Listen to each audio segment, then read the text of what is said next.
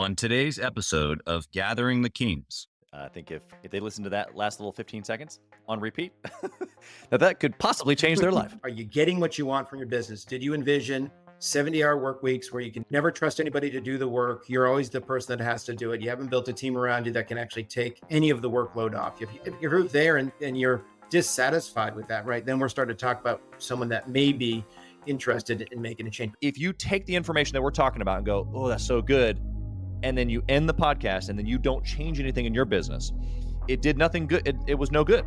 We didn't do our job.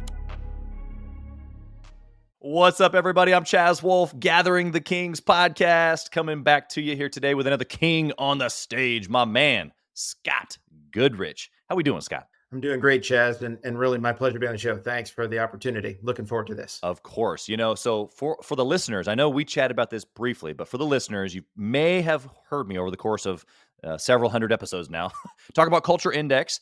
And so you and I have the same profile, which is a pretty rare profile. We both have the ability to see high level and come down into the weeds, which fits right into your business. So why don't you tell us what kind of business that you have? Yeah, and I was noticing that just in I was getting to know you a little bit, Chaz, as well. That is a little bit unique, and maybe we can talk about what that looks like in the form of business. But primarily, what I do is spend my time helping entrepreneurs get what they want from their business, and we do that through implementing and talking about all the tools associated with the Entrepreneurial Operating System, or more commonly known as EOS. Easier to spit it out when you say EOS, based on all of the learnings that have been pulled together over time from Gino Wickman, who is the author of the book Traction, which is really the beginning stages of what it takes when you're trying to build something and having an operating system, not software, but a way that you're going to run your business day in, day out. And so that is what I do most of the time. I've got a couple other things that I do some of the time, but EOS and helping small businesses get what they want is where I spend my days. Yeah, I love that. And just like any good architect, having multiple projects makes perfect sense. Okay. Again, Of that course. one of those rare pieces around that profile is that, we're extremely project oriented, and having multiple things going on actually feeds us. Where I think a lot of entrepreneurs get the shiny object syndrome, and they try to do multiple things. And then there are, just the few that actually get life from doing multiple things. Maybe they're serial entrepreneurs like you and I, but it's just just comes a little bit more natural. Doesn't mean that other people can't do it, right? It's who you're working with. It actually also influences which way. So we have this, I guess it's a bit of an assessment that we do. If anyone's ever read the book Rocket Fuel, which is kind of book number 2 in the Traction library, and that talks about what it means to be the visionary, what you're talking about, Chaz, at that high level, the idea person coming up with, hey, we're going to do these next 10 things in the next 2 weeks, and always dreaming about the next thing. That's that visionary piece. And then the yin to the yang is the integrator. That's the person that gets stuff done, and in the business is the glue, and they're going to drive the P&L and manage the people and make sure everyone's really getting going on what the visionary wants to achieve, and in many ways acts as the governor Yeah. to the visionary energy, right? That's when you get it really going, those two working together, thus rocket fuel, right? Two different things coming together for takeoff. So when I talk with clients, I'm typically coming at them from an execution side. Yeah. I'm talking to visionaries. They've created this business. They have this great idea. They've got a product. They want to bring it to market. They just don't have the way they're going to do it, the path, the execution path Yep. to make that a reality and make a business that's going to be built to last. Yeah. So I'm coming in from that side. And in my rocket fuel assessment, I'm actually lean heavier on the integrator side. Swing over to my other business. My wife and I own a small business here in Arizona, and she's even more of an integrator. So I Wow. kind of move into the visionary side. Like, it was my idea to do this, and now she's running it day to day. So you kind of wear that hat. So Yeah. it is a little bit of in relative comparison to who you're working with, but Yeah. ultimately, most of the time, that execution side is what kind of comes forward, and it just goes back to what I've done for a lot of my career when I wasn't running businesses. That's the way I view it. But yeah, it's a unique bird that can do both all the time. And I think that's you. I mean, It right? can be a struggle. Folks, So well, yeah. let's break this down, because I think the Yeah. the majority of listeners as entrepreneurs are going to be that visionary type, right? For sure. Where they're going to be all ideas, all gas, no brakes, no systems. Now, that doesn't mean everybody. And so if that's not you and you're listening and you're more systems oriented, then that's okay.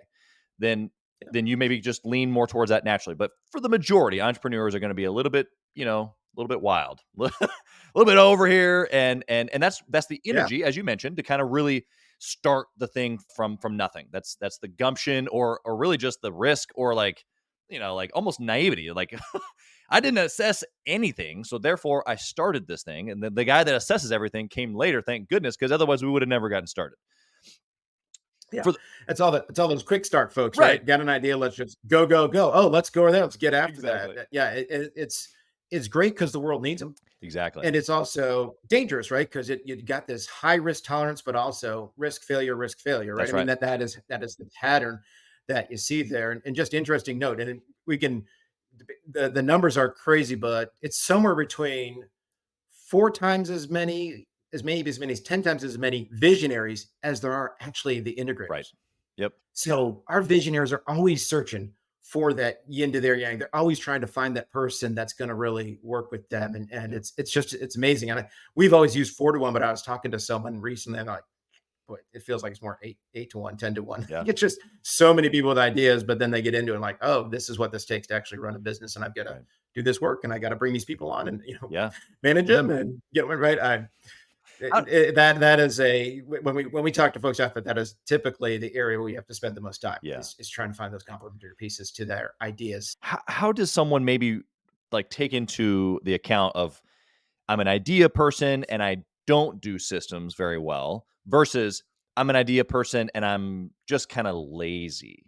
Because there's a work ethic here that Yeah. especially younger entrepreneurs that might be listening, and they just kind of want it done maybe for them. There's a done for you kind of approach with the younger generation. So what's the difference here between maybe work ethic and then just recognizing like, no, this is my natural skill set. I need the yin to my yang, to your words.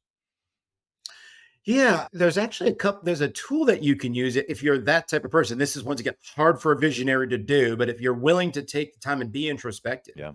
there's a tool that we use that can help that. It's a pretty simple tool, as most things are with EOS. We try to keep it simple and just understand that it's the repetitiveness of it all that actually allows you to build some of that traction. But the tool that we use is a simple one called Delegate and Elevate. But it's really just about understanding, what do you like to do and what are you good at? Yeah.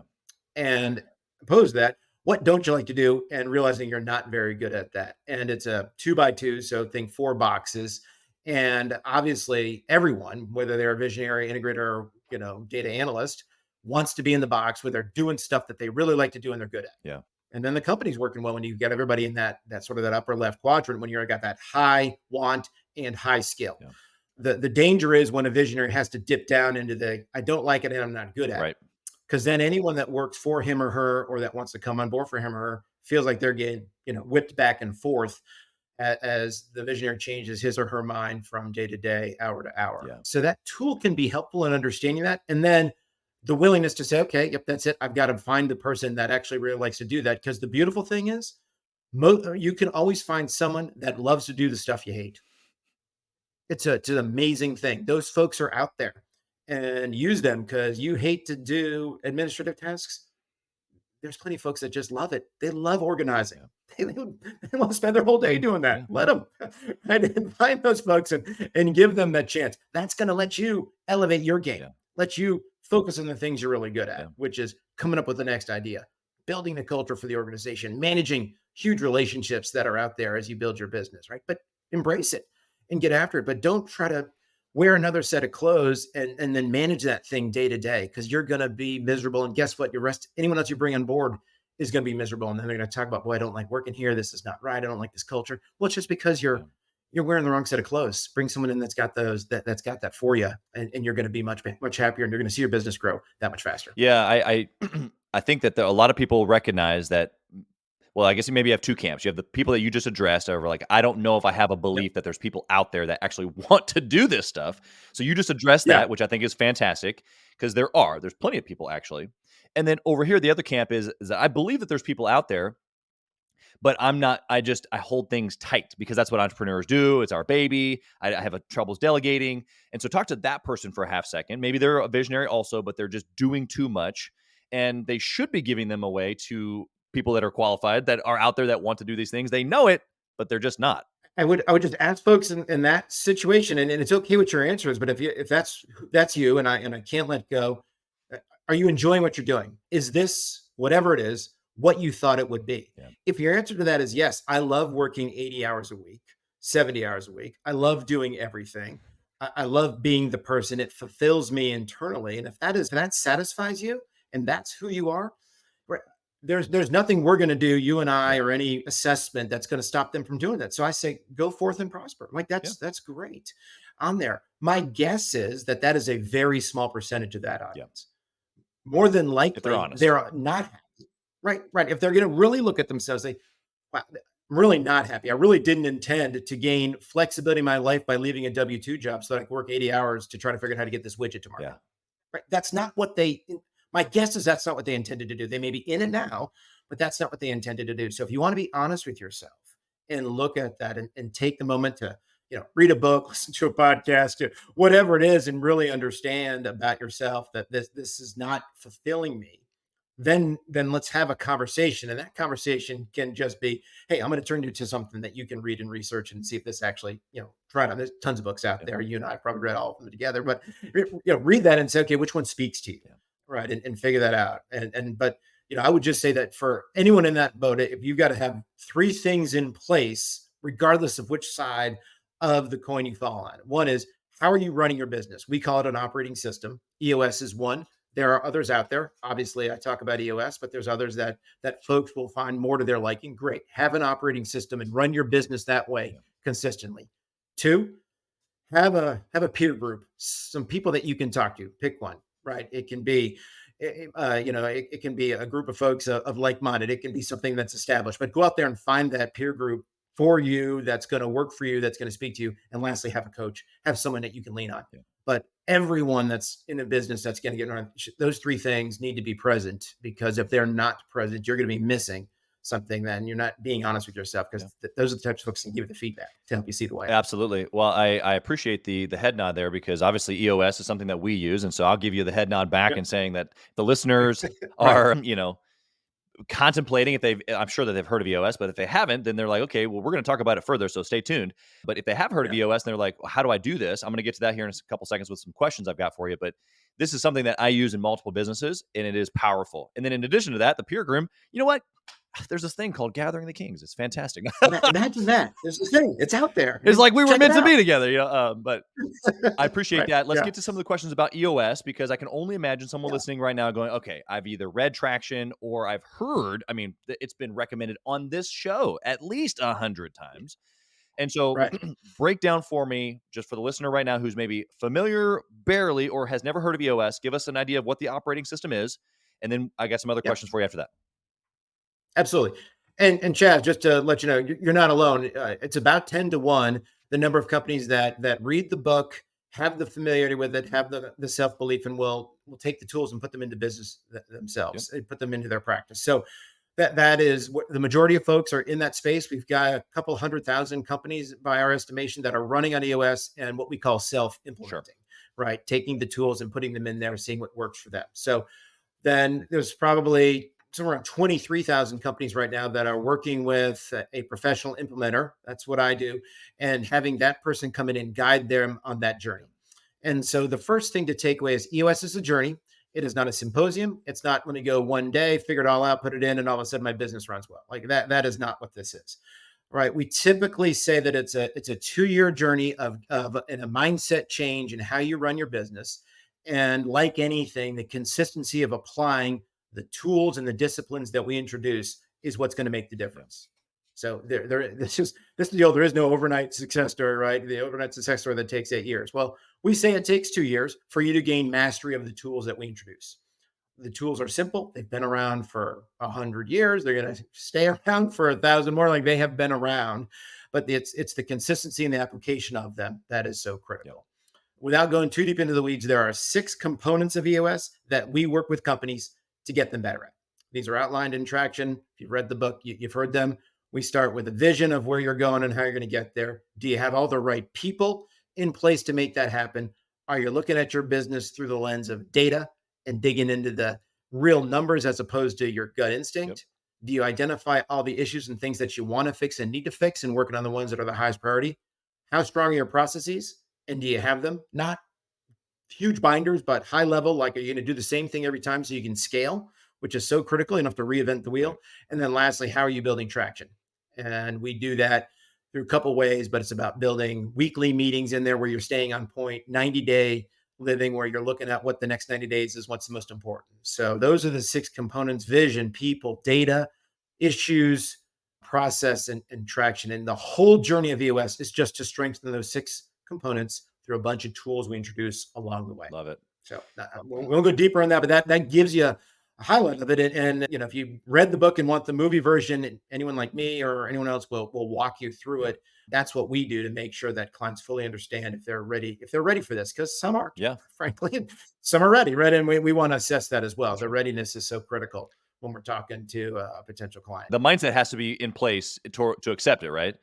And this is where your business and mine are going to be similar because I tell people who are inquiring about gathering the kings, I'm like, I'm going to give you some information here, but we're going to make sure we're on the same page first. Because if we're not, it's not going to work. I'm not looking to convince you about anything.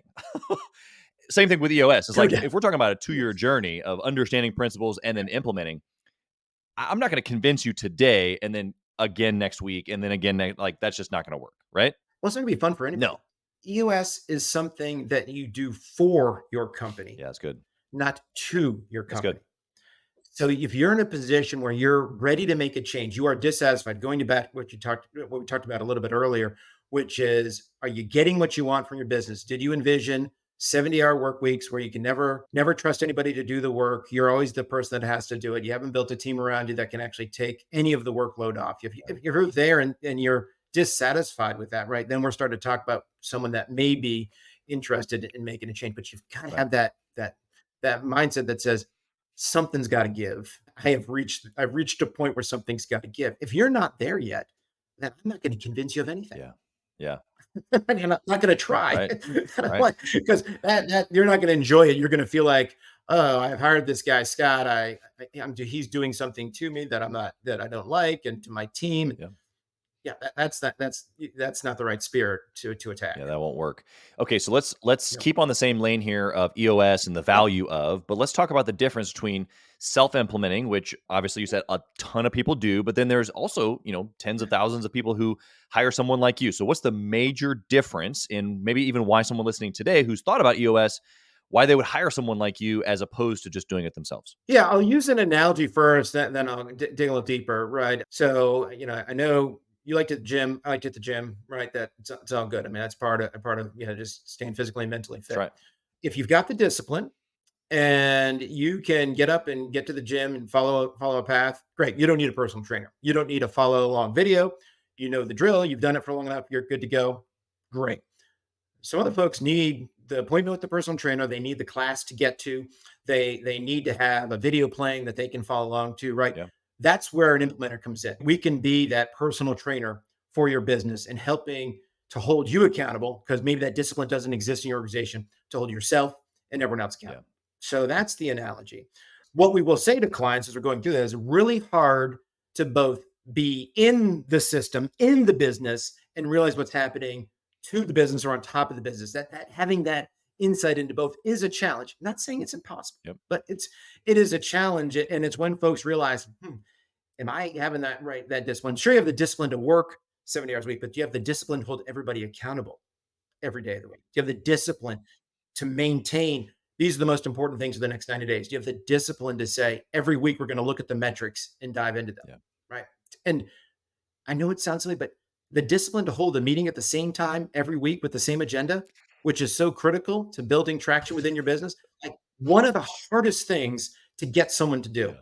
And it seemed to me, to you, like, well, we hold meetings every week at this time. Everyone shows up and do it. Like, that seems like second nature. Man, oh man, I talking to clients like, yeah, we didn't have our meeting for 3 weeks. I'm like, I don't know what to What tell happened? you. What were you doing? It didn't work. What were you doing? I appreciate that it still want to work. I'm like, that's just not going to work. Right. And then we have a quarterly meeting. We get together, we spend a day together, and like, yeah, this isn't happening. This isn't working. I'm like, how are those meetings going? Like, oh, we haven't held a meeting in a while. I'm like, Yeah. You might be able to reduce these issues that you're bringing forth here if you just attacked them week in, week out. That's right. But it's simple, not easy. Yeah. Right. The discipline and accountability that comes with that, it can be a challenge Yeah. for folks, particularly those visionaries that are ready to get the next shiny thing going. Yeah. like, okay, go do this and serve that client. Yeah, there's a Uh, value there in the trainer analogy that you gave, even to the guy yeah, who is disciplined. And I even take my own fitness journey right now is that like I've been super disciplined with time and then now with different exercises, but I'm finally to the point where I'm like, okay, I now need to go to a level where I've never been. And so you had mentioned earlier, obviously a system, a peer group, yeah, and a coach, and those three things kind of even together allow for even the guy who says, "Well, I can do all this myself." There still has to be perspective from whether it be an EOS implementer, because like you're saying, you're helping them look on the business as opposed to being in the yeah, weeds, or a peer group who can say, "Hey, well, hey, have you thought about this? Because I've had the same problem." Or a coach who can come in and again just challenge with questions around, "You've probably not thought about this before, but," and then it's like, "Oh wow, my perspective changes. Now my workout and my routine, or like specifically what I'm doing or what I'm eating can change, and I can go to the next level." But if I always stay stuck in that, I already know what to do, because I know that there's people like that listening right now. They're like, "Oh, I got it. I read the book. We're good." yeah, yeah. And the reality of it is that there might be some, to your point, but there's probably some that are saying that are like, you should just stop what you're doing and look up Scott Goodrich and or because that's just the reality. We're using this fitness analogy, which I love. I'll just take it a step further. So 15 years ago, I had to attend a funeral, and I put on a suit that I had always worn when I had to do something like that, and it didn't fit. Mm, And I'm like, okay, Scott, what are you going to do wow. next? Like, what you're doing, this jog around the neighborhood is not a thing. Like, that is not going to get you back to it. So for me, my coach just came through at the time was P90X. So I'm an old guy dating Yeah. myself, but that was my coach. And I did that thing religious, like I didn't miss. Yeah. And I went through cycle after cycle. Then I bought number two and number three. And like, but Tony Horton was the guy. Like he was the coach that was there. I was following his system. Yeah. And then I got to the point where I gained some mastery of those things. So now I don't need to pop the video in Yeah. and I can watch Sports Center or whatever, but I'm still doing it, but Yeah. I don't have that coach all the time Right. anymore because I've gained a degree of mastery, by no means certification. We do the same thing for our clients. We want the client to gain mastery. We want them to graduate. Yeah. We're not looking for a lifelong, you need Scott or any other EOS implementer to hang with you forever. We're here as long as you need us, but we anticipate that at sometime around the 2 year mark, you're going to be like, now I've got it. I have the discipline. I'm in the rhythm. Scott, maybe we'll see you once a year. Maybe we'll see you never. Okay, you've graduated. Fantastic. Like, that's our Yeah. goal, to have folks take that and bring that mastery in amongst their team. We are going to teach you how to fish. We're not going to put the fish on the plate for you. And that's why that makeup of a potential client or someone that's considering this is so critical. Yeah. Because if you're not having any doubts, if you're the I got it, then you've got it. Right. Yeah. And there's nothing we want to move forward on there for both sides because neither one of us will enjoy the ride. That's right. I do have I've had several clients, currently even mastermind clients that are using EOS at, in the way of hiring an implementer. And one of them Yeah. said just, I don't know, this was maybe 2 or 3 weeks ago, is that the benefit for them to bring in the implementer, because this person I'm referring to is extremely disciplined, and they even knew that I really don't need this from like a execution perspective, but for them it was the ability to give it to somebody else so that the team didn't have to take the new information or the system from the owner. It Yeah. was the value of going, we are all going to look towards Scott, and Scott's going to give us the answers, and we're all going to come together, and Scott's going to give us the EOS process here, and we're all going to kind of jump on this journey together, as opposed to I'm now giving something different that we're going to do as a business owner. It was just that freedom to say, no, actually, not that Scott's the bad guy, but kind of a little bit, like he's the one bringing all the meetings and the organization and the Yeah. change, right? And then of course that eventually warms the team up, and now we're all in place and we're all in good order. But they didn't have to be the person just disrupting everything. They kind of pointed the finger at the implementer, which is great. That's what a coach is for, right? Yeah, absolutely. And the thing that in that case, which can be really helpful. So we've talked about the execution on the traction. I mentioned earlier the vision that comes along as you're strengthening those components. The last piece that we promise to bring to our clients is some team health. And it can be hard if it's the integrator or visionary that is doing the implementation, because when we really get into a team health session, which we do periodically during the journey, everyone is around the same table looking at one another and the feedback is of equal. So even though the visionary is the one, the leader, If I'm sitting in the finance seat and I have a concern about the visionary, what he or she may do in certain instances, we lay that opportunity out there for that to Mhm. occur, open and honest feedback and building trust amongst the That's team. right. And you get to a place where it's really a healthy environment to work with one Yeah. another. And that is really hard to find as well, particularly if there's a family dynamic or a friends dynamic that has happened as this business got built. Yeah. Because team health then, although, well, we're relatives, but the health is not there, and where the strength of the teams comes from. So That's right. implementers can help really address just team health and bringing that visionary into an equal level with all of the folks they've surrounded themselves with. There's a lot of value there. Once again, if you're open to that value and building that healthy team. Hey, kings and queens, Chaz Wolfe. I want to talk to you about something that's super important to me. We put a lot of time and effort, we meaning myself and my team, into this podcast, into the content that goes out every single day. And if you have been getting any sort of value or insight from this, we want it to be able to reach other business owners too. So we would love if you would like, comment, share, leave a review, post, share again, all of the things on social media, on all the different platforms, or even on the podcast mediums of Apple and Spotify. We would love to be able to get our content into more hands, more entrepreneurs, so they can grow their business as quick as possible. Together, we are building a community of like-minded entrepreneurs who are committed to growing their businesses to new heights. So let's do this. Let's help each other. Let's help each other grow.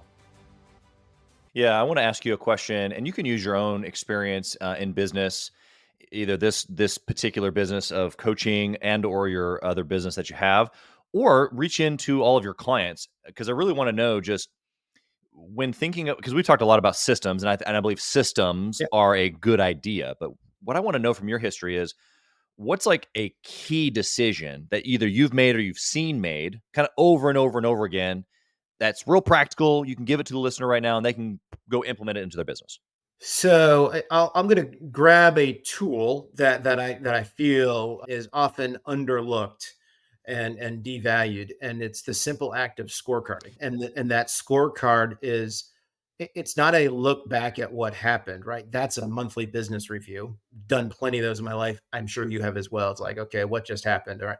A scorecard is actually a reflection of the key metrics, 5, 6, 10 metrics that are predictive of what's going to happen, Mm, right? They're the activity-based things that you as a business have control over, that you're doing week in, week out. And are we red or green on those things? yeah, We don't allow for any yellow.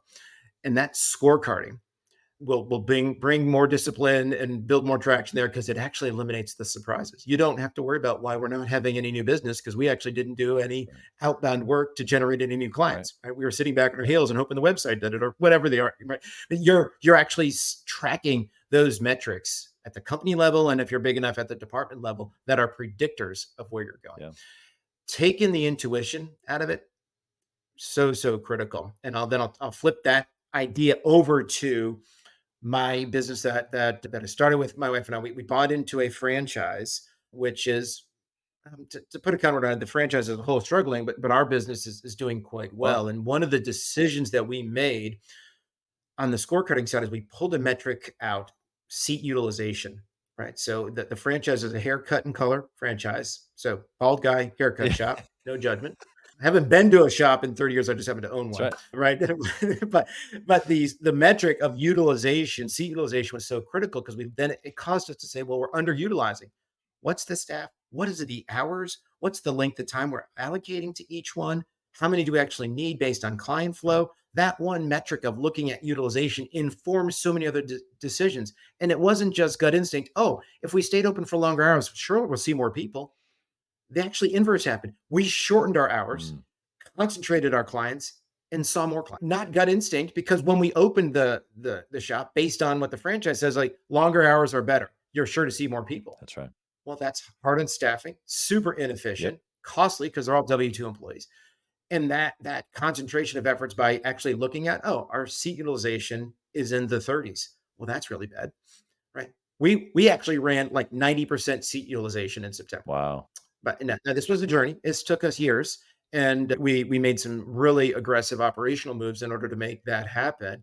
But now we actually run the most efficient location in the entire I'm franchise, sure, bar none. There's just no way. And we're looking at that each and every week, looking at the staffing. How do we do that? And we actually know how many open chairs we have weeks in advance when we set a schedule now. Call ins, but we have a real good sense. It's predicting Right. how we're going to be. Now, when we're open, we're there for any client that either wants to walk in or set an Right. appointment. Yeah. And so just to kind of use that example and bring it into some practicals. You're on the scorecard, you Yep. gave the chairs and you said I can predict in the Yep. future when they're going to be empty in essence. So for a business that maybe isn't a hair color and cut, they're All right. a remodeling company or a marketing company Yep. or a fill in the blank. It doesn't matter. What we're talking about is lead generation and the process of, right? And some of those things are the numbers on someone's scorecard. And you've previously Yeah. determined ahead of time how many seats need to be in the or how many butts in the seats and at what times Yep. and what the ratio is. And that way on the scorecard, when that number dips below a certain number, it's now going to predict something in the future so that you can make some adjustments. Just like in my Exactly. remodeling business, it's okay, we need a certain number of leads each week. We need a certain number of first meetings, certain number of second meetings, certain number of closed deals or a certain percentage based on then a revenue and a margin split. Like there's all these indicators and we should know on our weekly L10 meeting of like, are we on track or not? Not like, oh my goodness, like you Absolutely. said, looking back, last month wasn't good, Yeah. right? Yeah, and the US scorecard blends those two together. So when we introduce this to a client, it's twofold. It's one, okay, let's have a goal and understand what the last week looked like, but we also look back at the last 13 weeks to look at trends so that you can also use that past information to inform and see, okay, we either have a wrong number here, we have a wrong metric in here, or we are not addressing the root issue here. Every small business owner is faced with 136 problems at any one time, right? You know this. That stuff is coming at you left and right, particularly in the early stages. Right. So how do you make sure you're working on the most important thing? Well, the scorecard will point you the way. Yeah. Like, oh, the most important thing for the remodeler is that I have one of my sales reps in front of a client in their house looking at it. Yep. That's the most important thing. Okay, how am I going to get there? When I don't have that, I know nothing's getting close because we're never closing something unless we get on site with the Right. client. So how do we build that up from there? What are the activities we need to take to make that happen? And it should take the mystery out of Yeah. it, right? And just say, sell more. Okay, what exactly does sell more mean? And let's get into those. And Yeah. most salespeople do know their numbers, but are they tracking them weekly? Did they have it to that essence? And that's where that discipline comes in. Right. So for me and my coaching practice, right, I do the same thing. And it's just me. It's a coaching practice that's getting built up. And like, okay, what did I do last week? What was my scorecard? Oh, surprise. You don't have any client calls this week because you didn't do the work last week to have a client call, That's right? right. So, I'm doing that Sunday night to take a quick look back, but holding myself accountable to what's red and what's green on there and what are you going to do differently in the week forward Yeah. to actually enact a different result, Yeah. right? There's no hoping, right? It's right there. So I think because visionaries and entrepreneurs are so instinct driven and have such a passion for whatever they've created, data, yeah, it's there, but is it truly in there, and is it truly something that's being used to drive decision Yeah. making?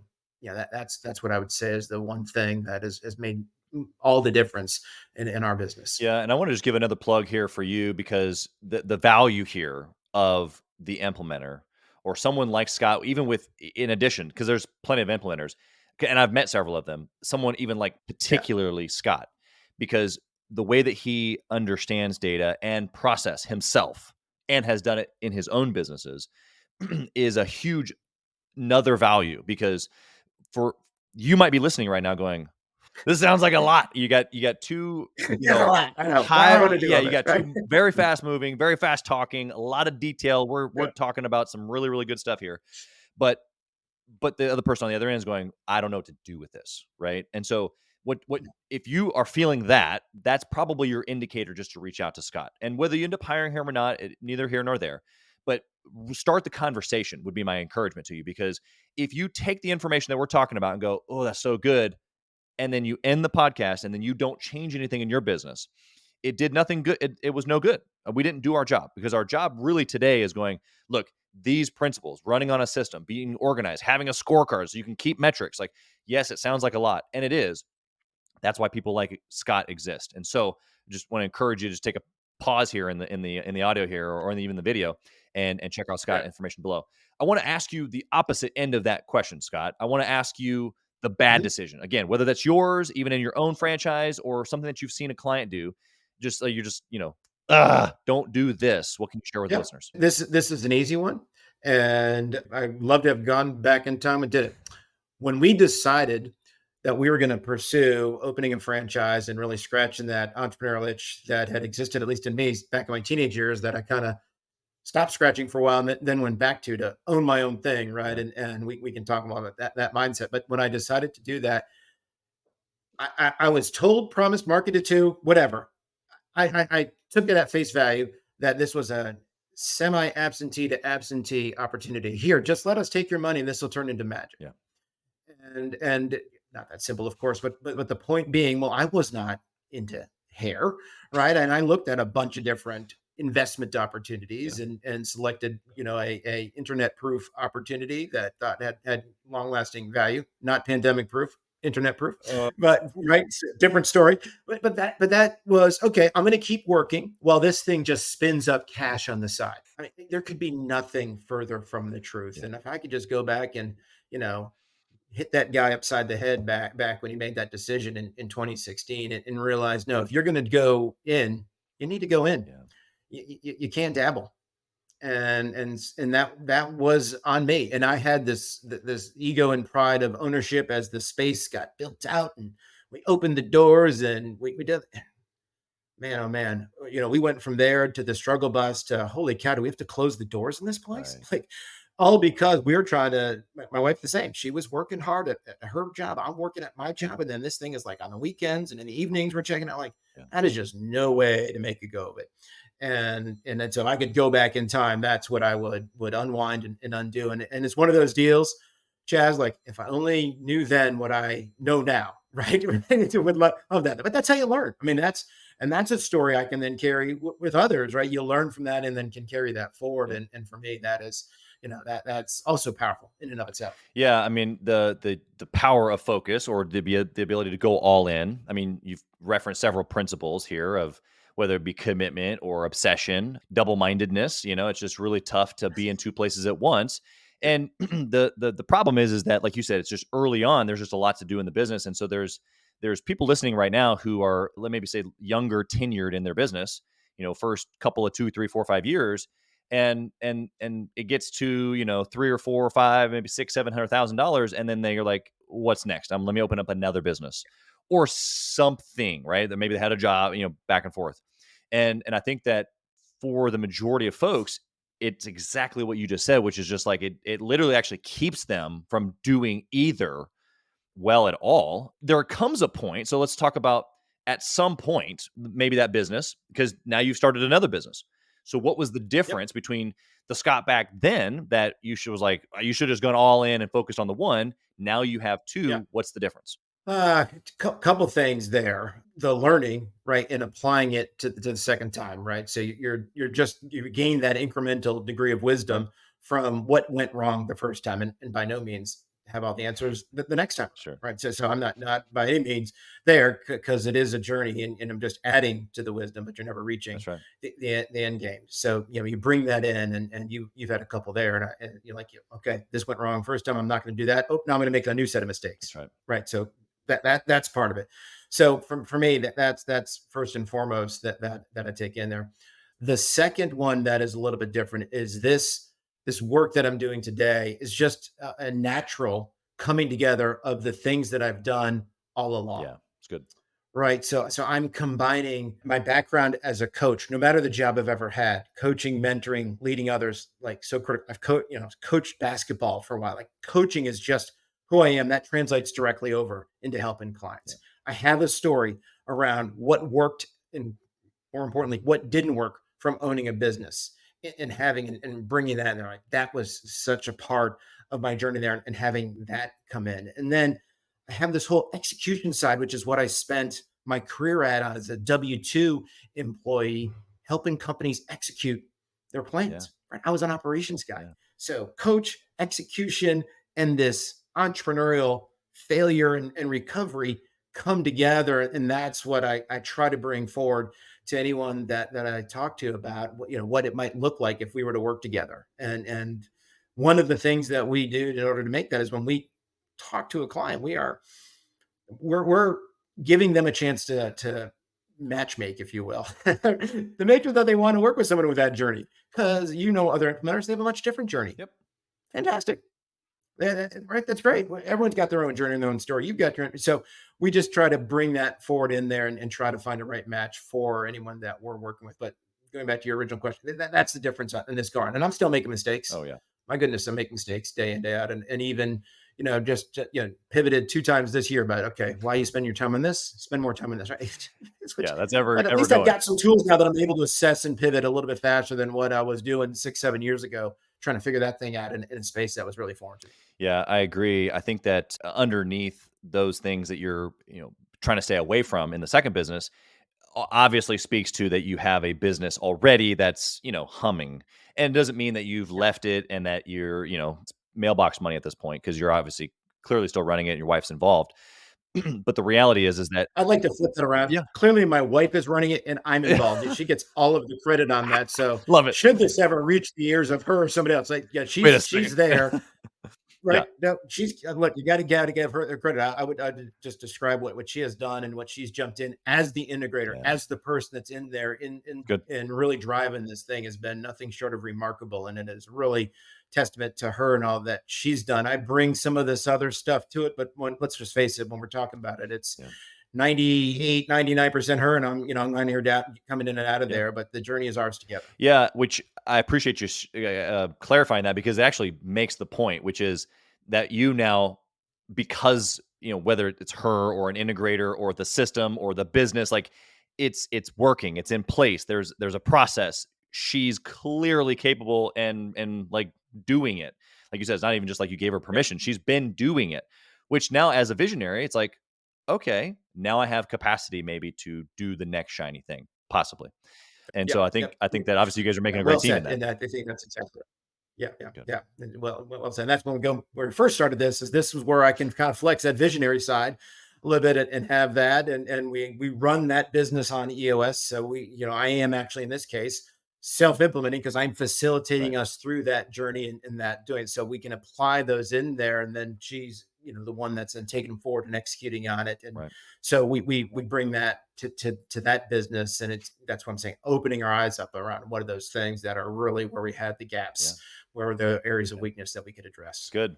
Let's talk about family for a second before we kind of wrap up. Sure. Obviously, you've been Let's go. in business with your family, but I'm going to take an angle from the comparison between the word obsession and balance. I don't believe in the word balance. The obsession answer for me is us going all in. You kind of referenced obsession when you said you should have left your job and just gone all in, or whatever that could have been for you back then.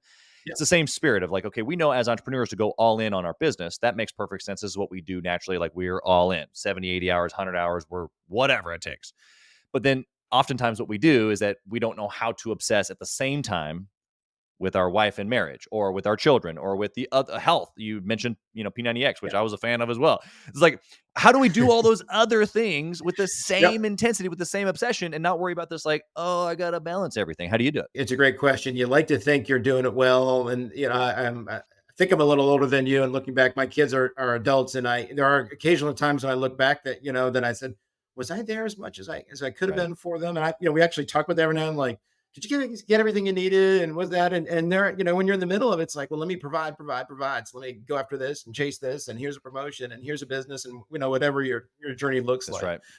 But it's not an easy balance for sure. I think I prioritized to the best of what I could within the moment. So the things that I prioritized, we were there for our kids for whatever they were taking on. So if they were running, my daughter was a runner in high school, so she was running a race at 4 o'clock on a Wednesday afternoon in the Arizona heat. Like I was scheduling a work trip around that, and I was getting to that. And there, my I cannot tell you how many club and college baseball games I watched of my son as he was a baseball player and doing it. So that was the balance. It was to be there for him and have those moments when we didn't take a ton of vacations with him, but when we were looking for colleges, we turned them into a little mini vacation. So as the four of us would go check out a college and see some stuff in that town and do that. So those are the things that I feel good in pointing at, that we were providing that opportunity for being there for them and with them Yeah. in those times. And I think they would say the same, like, okay, yep, you were there for us all the time, even if work called you away or had to do this. Those Right. bright spots are Yeah. there. Um, So That's yeah, good. that was a priority. For me, health became a priority. But I said I kind of had that moment back 15, 16 years ago. Yeah. But I just do it before everyone else is awake. I mean, I just said, okay, I'm gonna shave a little off this and prioritize that. But I rarely miss a morning where that's the first thing that I do. I wake up, I get in the right headspace, and I get to the gym, and that's done. And oftentimes it's before the lights are on. Great, it's done, and then I can get into my day. So that I've carved that time out for me because it became my priority. It was important to me, and it's what helps me achieve that balance. And even though I move a little slower than I once did, I'm still making it through it Yeah. and getting it done. Yeah, I love the word usage of priority because that's really all it comes down to is that even when I look at my own, history, it was that my priority was all of my businesses. And I was saying that family or marriage Mhm. or health were and they were, Yeah, number 2 and number 3, but it was just so much focus on number 1 that number 2, 3, 4, 5, 6, 7 didn't really get any of that obsession or priority. And so I think that yeah, that word or the ability that you gave to just be able to say, hey, I'm going to just take an extra hour off the sleep and go work out in the gym. Or, I'm going to make sure I'm down at a certain time so that I can spend some time with the family or whatever those practical things are. I don't think Scott or I are here to manage those things, but rather to encourage you to like, hey, like you okay. can be all in with each of those areas and you don't have to always be over here. It is possible to Yeah. have it all, right? It is possible. Look at it. You gotta once again. There's some discipline and sometimes there, and I'd be remiss if I didn't say that my wife and I have an unbelievable partnership in all those things. And there have been times where, she has been doing her thing, and we've made that the choice and the priority for what we've done. So when we were first married, she was a field hockey coach, and Wow. we made moves and things to support that, and that was the choice. And then we shifted a little bit. We made some choices to support what I was doing, and then we've made these moves as a Yeah, partnership, and it's good. we're coming up on our 31st wedding anniversary. So Congrats. that partnership is really it's really what it's been all about for us and our nuclear family. She and I and our two kids. We've created that. We're tight, right? We vacation with our adult kids every year now. I mean, that's there, and it's the partnership that's allowed for that. And she's been probably more on the giving side and me on the receiving side on the whole. But there has been some Yeah. opportunities for me to give and let her Yeah. receive as well on, Well, on on the choices that we've that's made. balance though. Like if I Yeah, understood that balance was the target, then I would be trying to make it 50-50. And to your exact point, this has been an amazing partnership. And I'm sure your wife, if she had the chance, she would say something very similar. Although if you dialed it all the way down, maybe it's 70-30.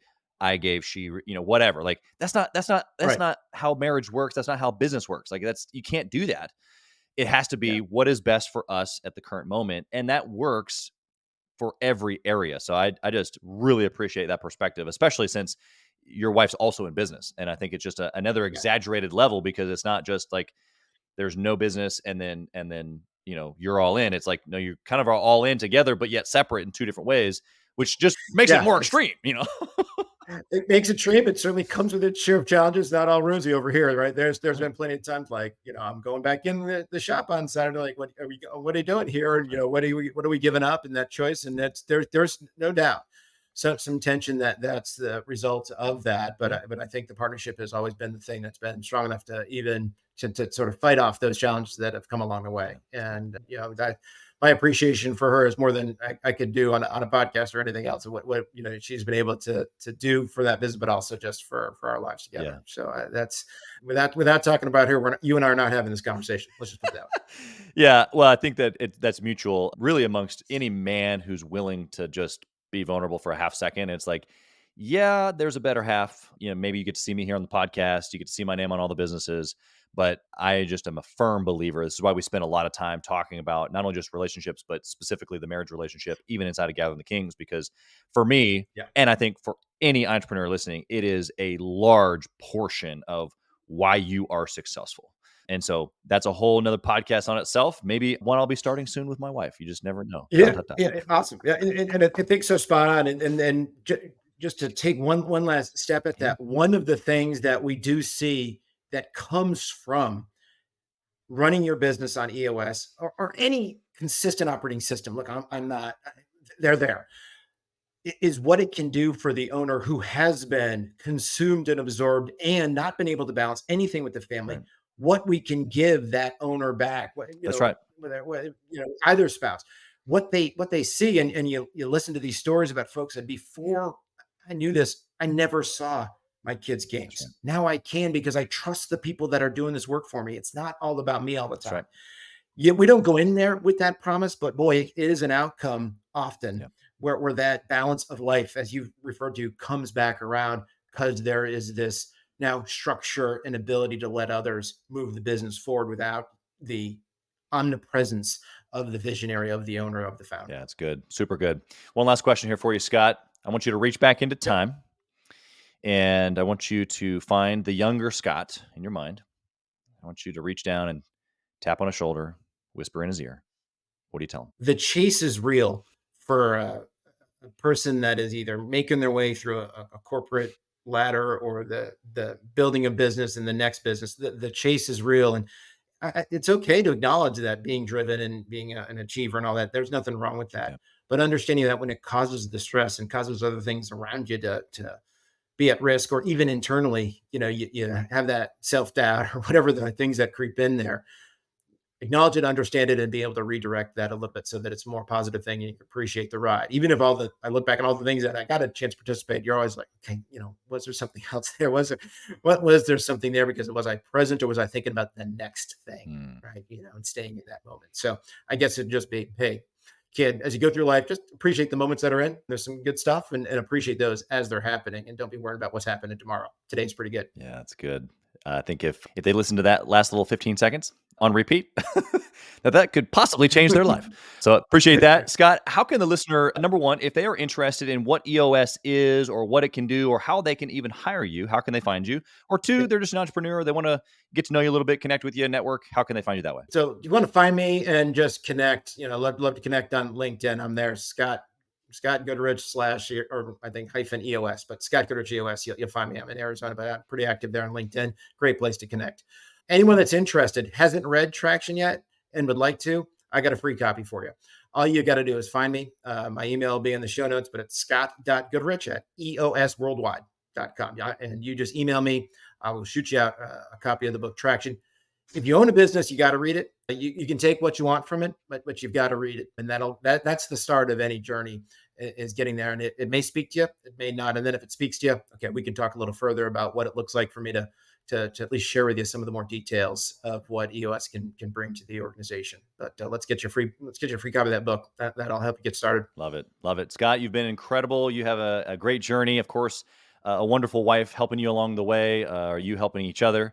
I just appreciate your time here, your articulate nature, your detailed nature to be able to give us some process here. And I know that the listener, if they paid any sorts of attention, hopefully they took some notes too, but they got something from you here today. Yeah, you're an Yeah. intelligent human being and you're doing well. And I appreciate your time. Thanks for being here, sir. Thanks for having me. I really enjoyed it. Thanks, Jess. Great fun. Thank you for listening to Gathering the Kings today. I hope that you were able to pull out a few nuggets to go apply into your business right away.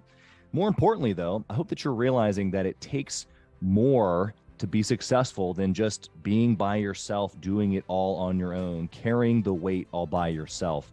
What I have realized, not only in my own journey from multiple businesses and multiple different industries, and now interviewing over 200 or 300 other very successful 7, 8, and 9-figure business owners, is that it's tough to do it alone. And so Gathering the Kings exists to bring together successful entrepreneurs. In fact, we are putting together 1,000 kings, specifically who are grateful but not done.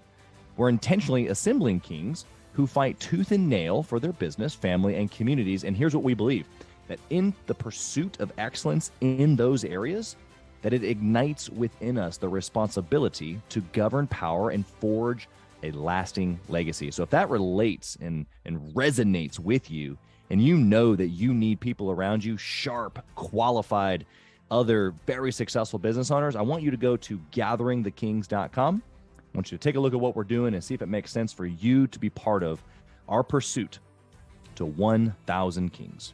Talk soon.